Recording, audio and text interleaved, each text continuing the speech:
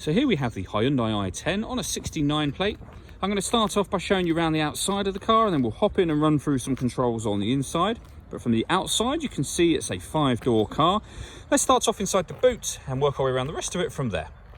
So as we approach the boot, you can see that given the size of the car, we've got plenty of space, along with that 60-40 split folding rear seat, should you wish to increase that space even further.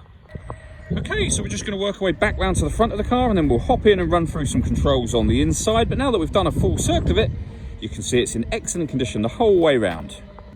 Just briefly before we climb in, I think it's what we're seeing the interior from this exterior point of view. There's plenty to run through on the dashboard, so let's hop in and we'll do that right now. Okay, now that we're on the inside of the car, we're going to start with the dials. On the left-hand side, we have the rev counter. We have the speedometer in the middle. And on the right-hand side, the fuel gauge and coolant temperature gauge is also in the middle there. You can see the total miles of this car, which is 2,386. You can change the information that's displayed above that by using buttons on the steering wheel for various different bits of trip computer information back around to the beginning eventually.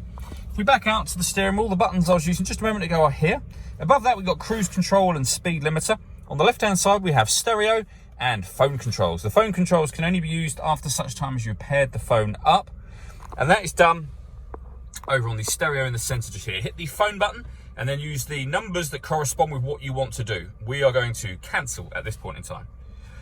When it comes to music in this car, we have the radio. You can see we have DAB radio. We also have AM and FM as well. And if you want to listen to your own music, you can do. Hit the media button. Nothing is connected at the moment, but you can listen to it via an auxiliary device and a USB device as well. So there are plenty of ways to listen to your music in this car. And then you have the main volume and the on-off button for the stereo just there. Working our way down, we have the air conditioning. So you can select the temperature, the fan speed, direction you'd like the air to be distributed in. The air conditioning is on when that light shows, so off, back on again.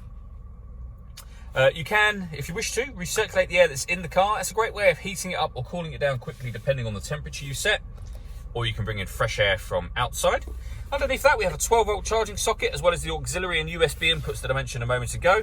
This lovely storage area, and then a 5-speed manual gearbox.